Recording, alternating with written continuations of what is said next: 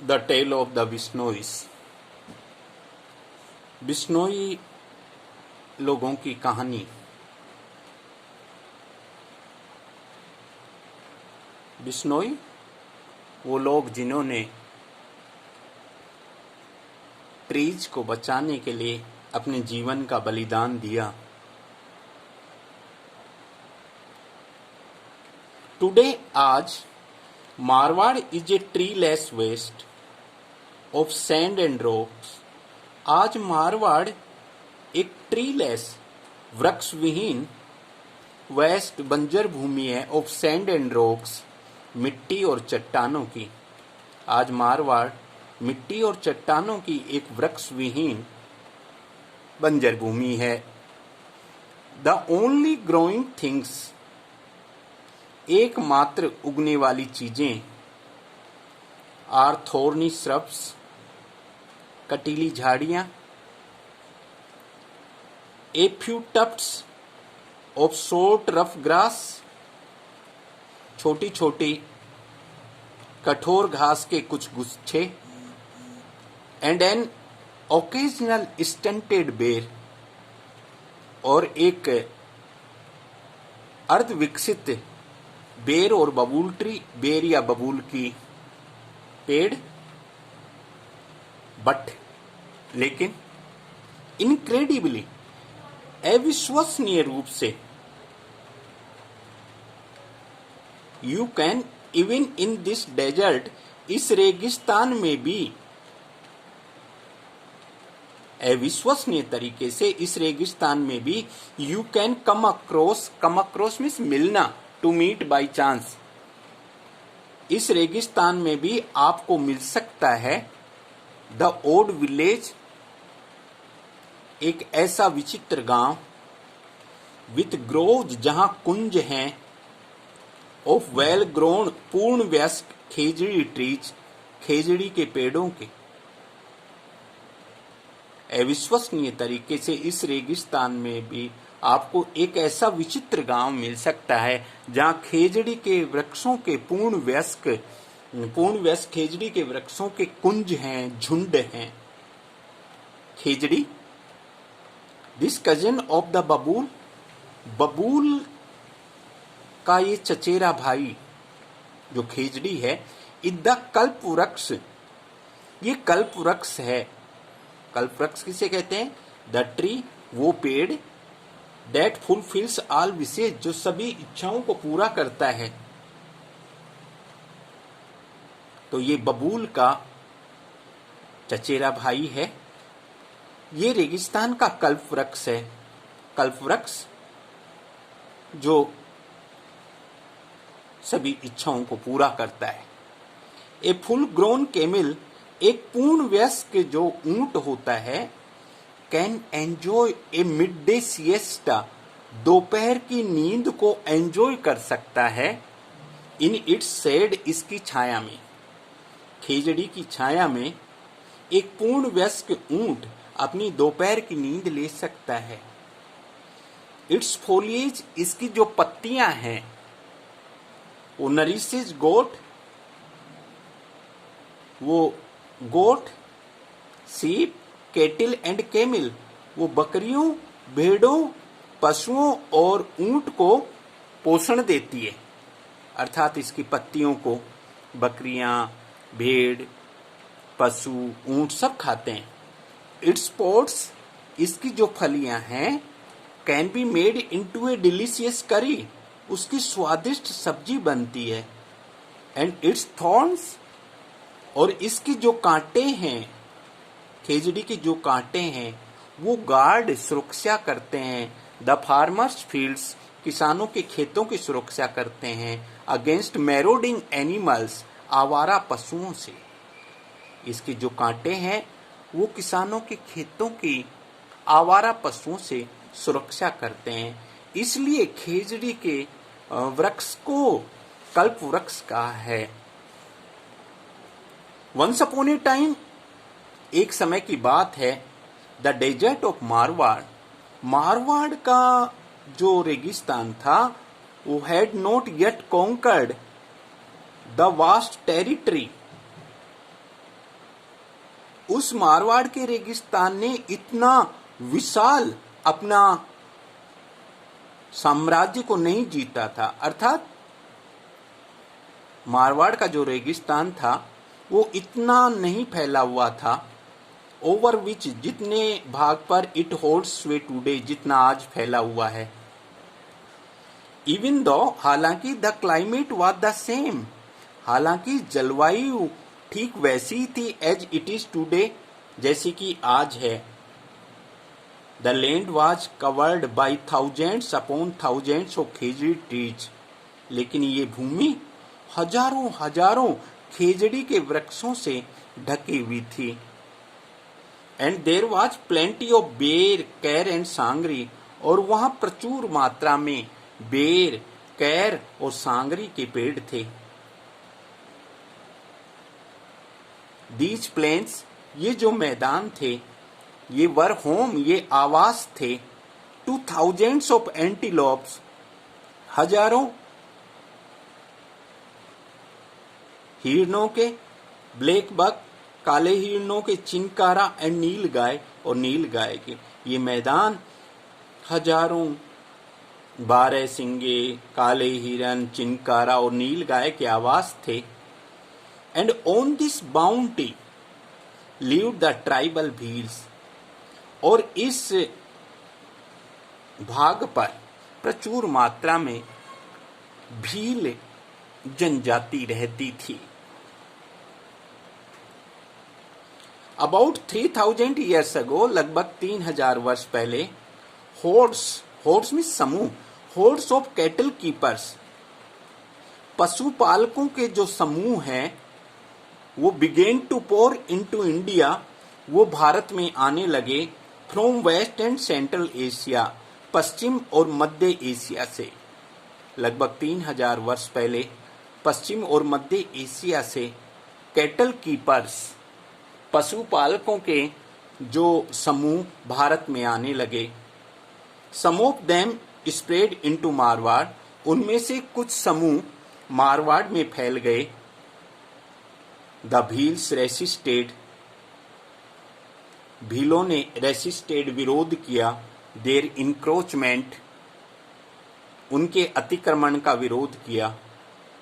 But the invaders, लेकिन वो आक्रमणकारी जो थे वो पशुपालक थे, वो हेड हॉर्सेज, उनके पास घोड़े थे, एंड सुपीरियर वेपन्स, और श्रेष्ठ हथियार थे। एंड प्रेटी सून, और जल्दी ही, took care of the Bhils, उन्होंने भीलों पर अधिकार जमा लिया। इन एनी केस, फिर भी द लैंड अपीयर्ड बाउंडलेस, भूमि बाउंडलेस, असीमित भूमि थी, रेगिस्तान अपार था।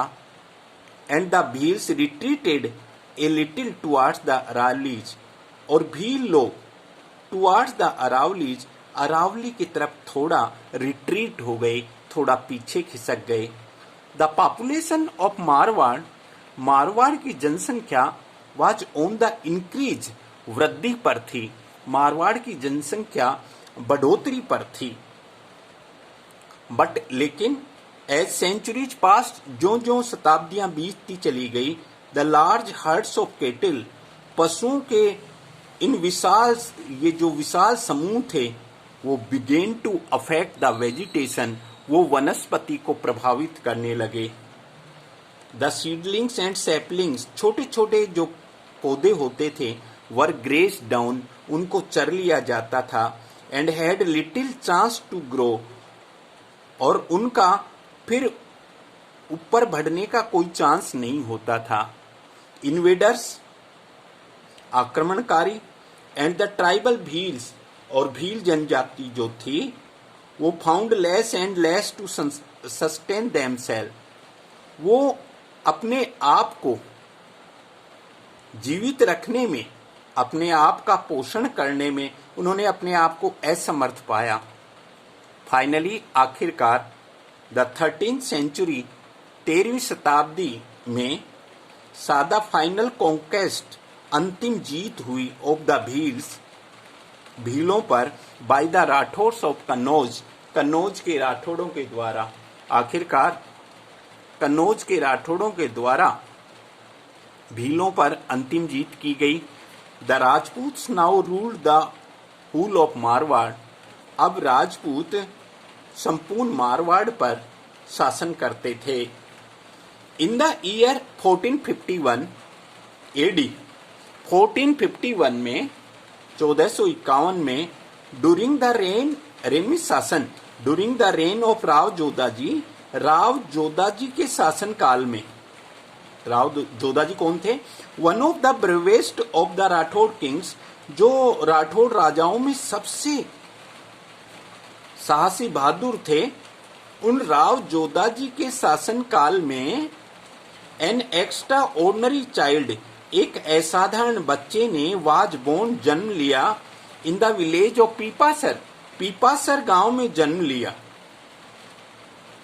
1450 में राव जोधाजी के शासन काल में एक असाधारण बच्चे ने पीपासर गांव में जन्म लिया। His father was the headman Thakur Lohat. उस बच्चे के जो पिता थे वो गांव के मुखिया ठाकुर लोहट उनका नाम था। एंड हिज मदर वाज हंसा देवी, और माँ, उसकी माँ, बच्चे की माँ हंसा देवी थी। The boy was called Jambaji, वो उस लड़के का नाम जाम्बाजी रखा गया। एज ए लिटिल बॉय, जब वो छोटा बच्चा था, he was given the task, उस बच्चे को काम दिया जाता था, of looking after his father's large heard of kettle and sheep, अपने पिता के केटल, पशु और शीप, भेड़ों के विशाल झुंड को देखभाल करने का काम दिया गया। अर्थात छोटे से बच्चे के रूप में वो अपने पिता ठाकुर लोहट सिंह के पशुओं और भेड़ों के विशाल समूह को वो चराने के लिए लेके जाता था। इट वॉज ग्रेट फन, बड़ा आनंद आता था। To take the animals out grazing, जानवरों को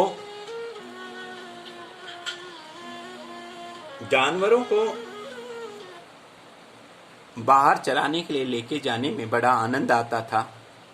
लाई in the shade of khejri tree, खेजड़ी के छाया में लेटना।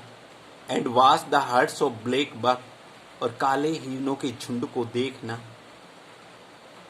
जाम्बाजी वॉज फैसिनेटेड, जाम्बाजी मोहित हो जाते थे। बाई द लाइट ग्रेस, भव्य चाल से, ऑफ दिस हैंडसम एंटीलोप, इस सुंदर हिरन की भव्य चाल से को देख करके वो प्रसन्न हो जाते थे। एंड थॉट, और वो सोचते थे, that there was no sight more enthralling, कि कोई दृश्य इतना आनंददायक, प्रसन्नता देने वाला नहीं है, then a fight between two well grown stags, जितना दृश्य दो वयस्क बारहसिंगों के बीच की फाइट का होता है, उतना आनंददायक, उतना आनंद देने वाला दृश्य और कोई नहीं होता।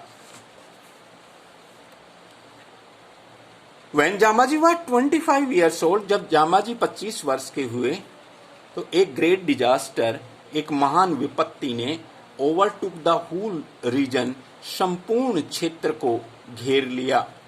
जब जाम्बाजी 25 वर्ष के हुए तो एक महान विपत्ति ने उस पूरे क्षेत्र को घेर लिया। और वो विपत्ति क्या थी? The small quantity of rain, बारिश की वो थोड़ी सी मात्रा, that used to come regularly, जो नियमित रूप से आया करती थी, वो सीज्ड, वो बंद हो गई, ऑल टुगेदर, बिल्कुल बंद हो गई।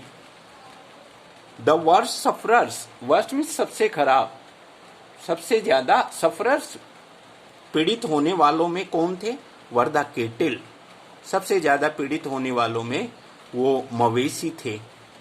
The first year of drought, drought में सूखा, उस सूखे का जो प्रथम वर्ष था, सूखे के प्रथम वर्ष they could eat the bajra straw, उन जानवरों ने बाजरे का भूसा खाया जो स्टोर्ड इन द हाउसेज, जो घरों में बाजरे वाला चारा खाया जो घरों में जमा था लोगों के पास।